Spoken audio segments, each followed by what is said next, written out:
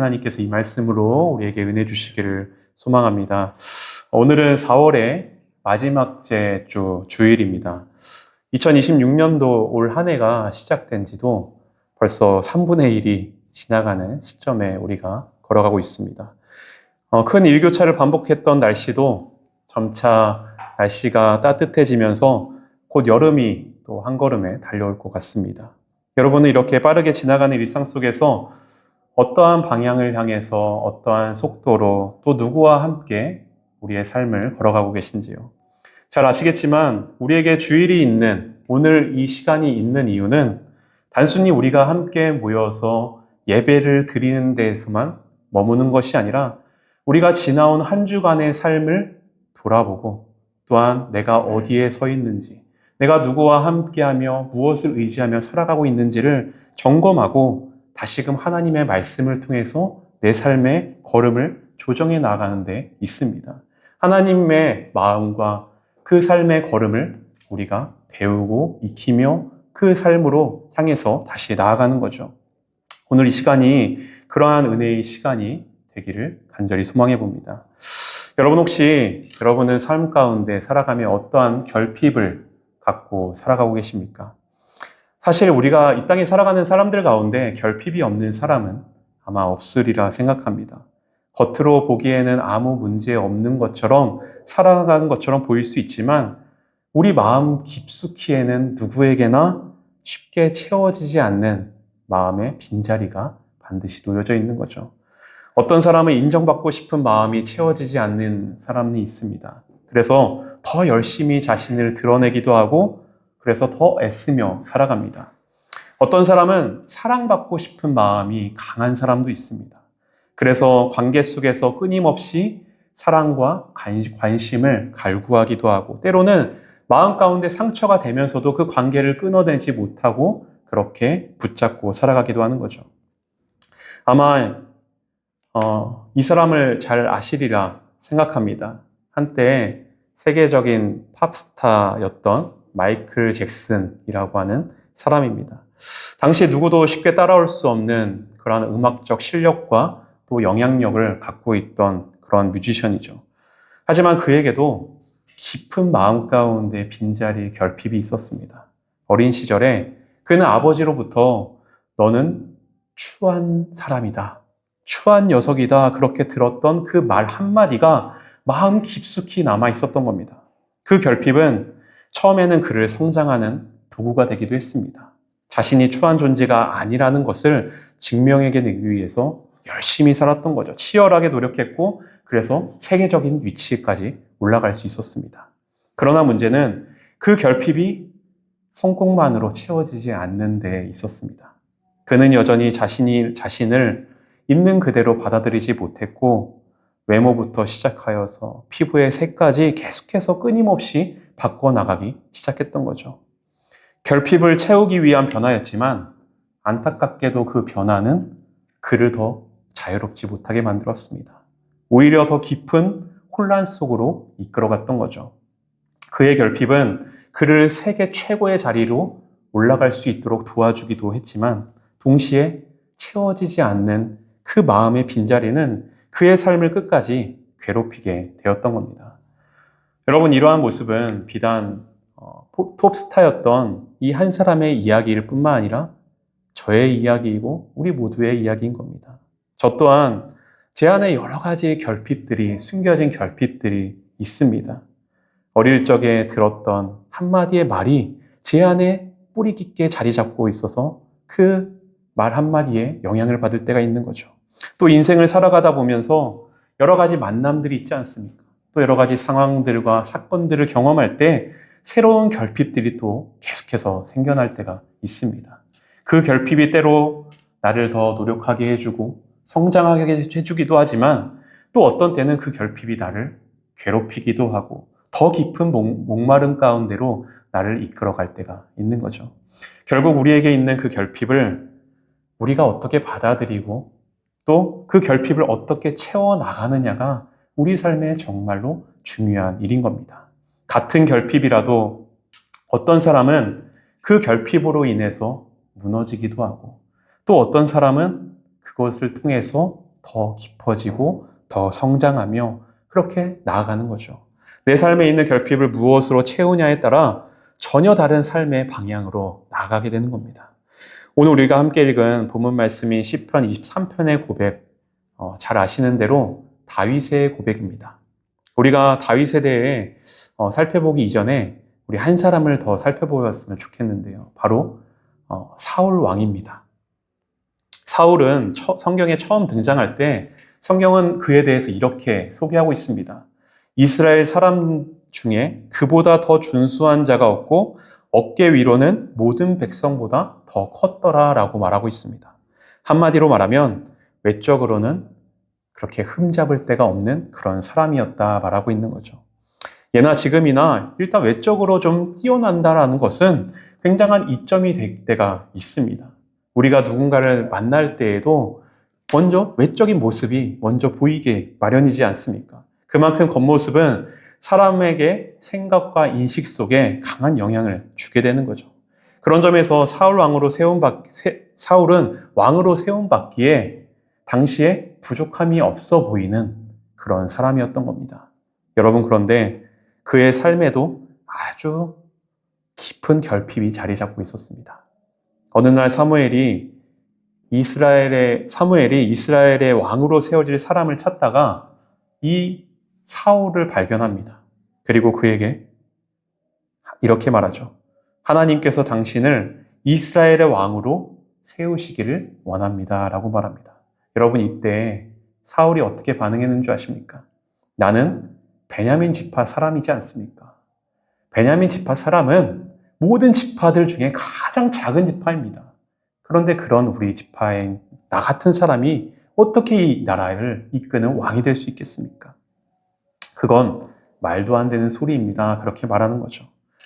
하나님께서 당신을 이스라엘 왕으로 세우시기를 원한다는 그러한 사무엘의 갑작스러운 이야기에 당황해서 그렇게 이야기했을 수도 있고, 또 그가 워낙 평소에 겸손한 사람이었기에 그렇게 대답할 수 있었다라고 우리가 생각할 수도 있지만, 이어진 그의 모습 속에서 그 마음의 깊은 내면을 또다시 우리가 발견하게 됩니다.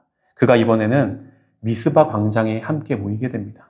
그래서 많은 사람들 앞에서 이제 제비뽑기로 선택되게 되죠. 그런데 이 순간에도 왕으로 뽑히게 된 이 사울이 사람들 앞에 당당히 서지 못하고 어떻게 했는지 아십니까? 짐 보따리 사이에 숨었다라고 말씀은 기록하고 있습니다.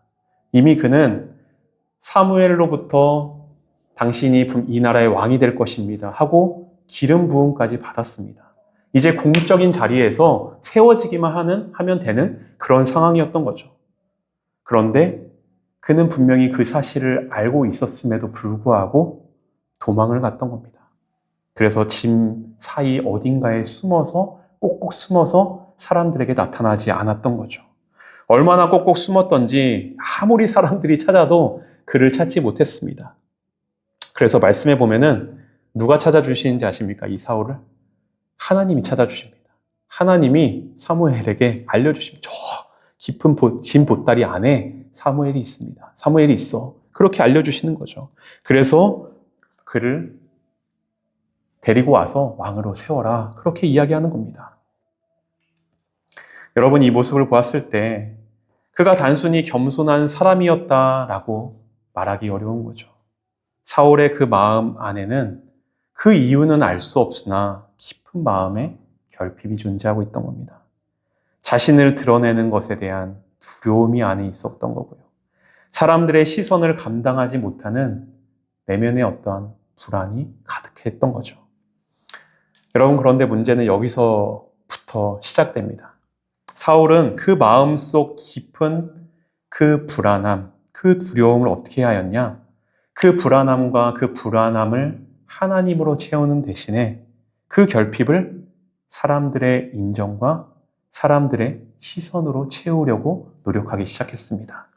그래서 블레셋과의 전쟁이 일어났을 때 하나님께 이제 먼저 제사를 드려야 되는 그런 상황이 된 겁니다. 그런데 제사를 드리려면 누가 있어야 됩니까? 제사장이 있어야 됩니다. 말씀에 분명히 하나님께서 정해주신 그 사람들만 제사를 집례할 수 있는 거죠. 그런데 그 제사장인 사무엘이 오기도 이전에 사울이 먼저 제사를 드려버리는 겁니다.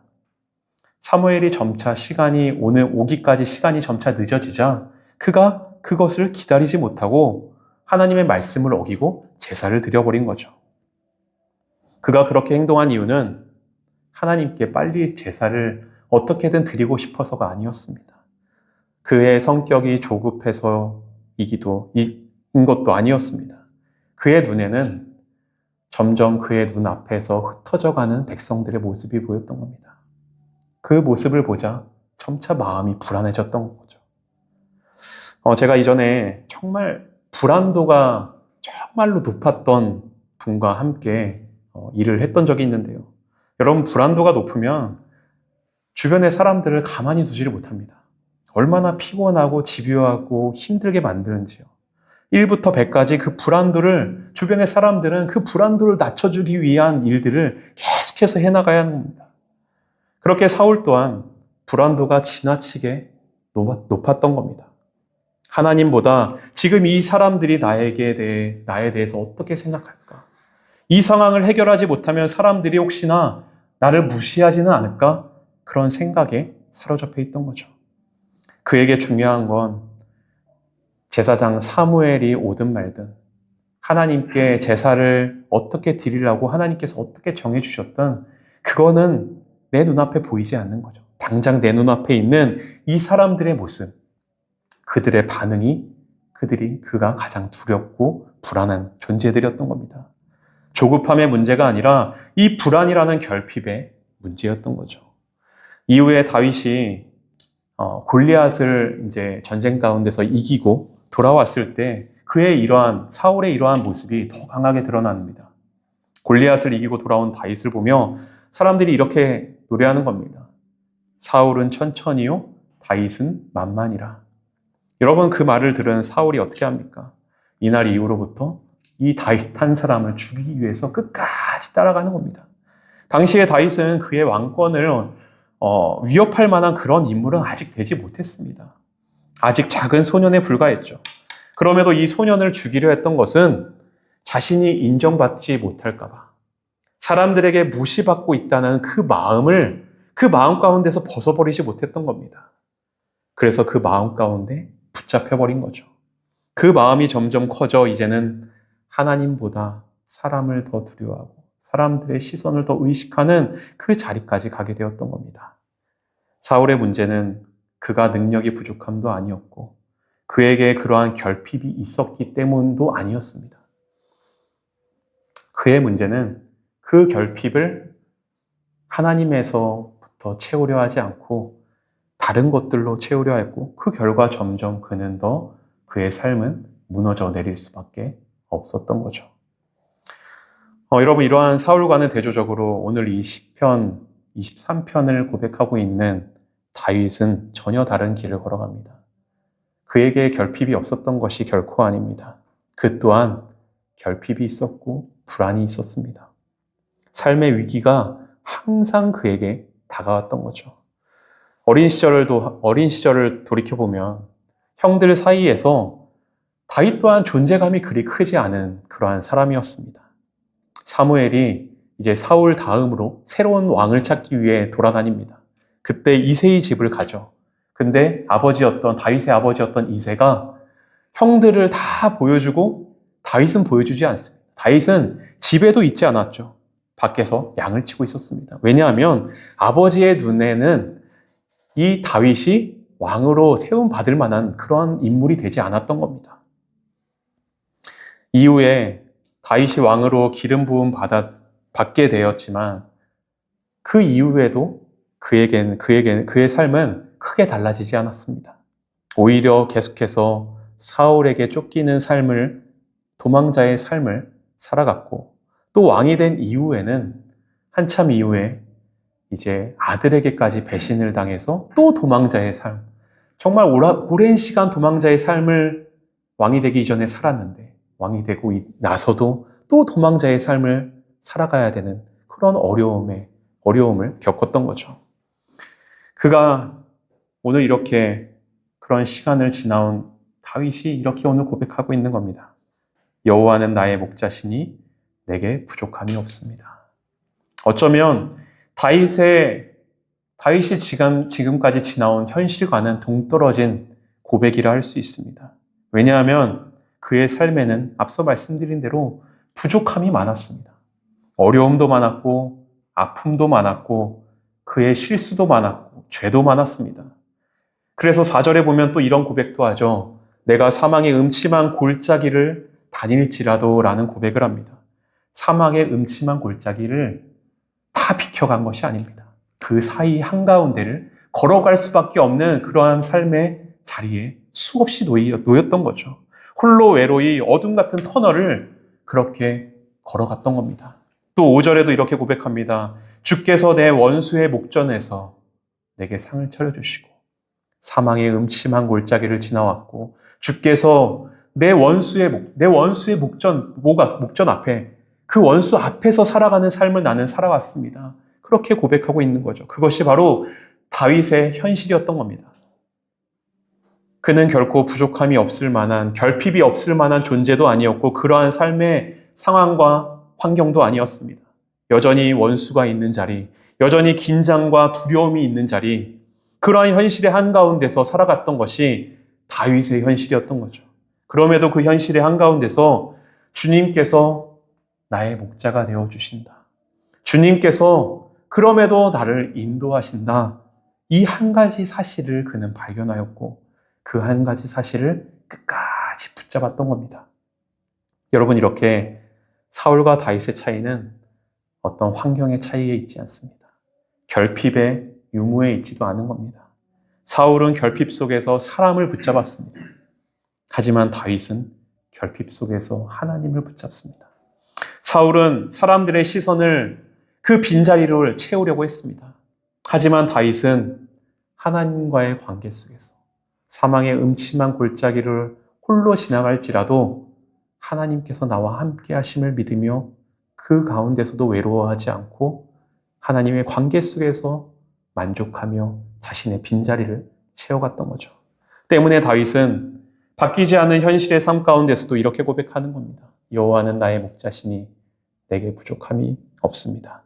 내가 여전히 사망의 음침한 골짜기를 지나도 해를 두려워하지 않을 것은 주께서 나와 늘 함께 하시기 때문입니다. 주의 지팡이와 막대기가 나를 안위하십니다. 그렇게 고백하고 있는 겁니다.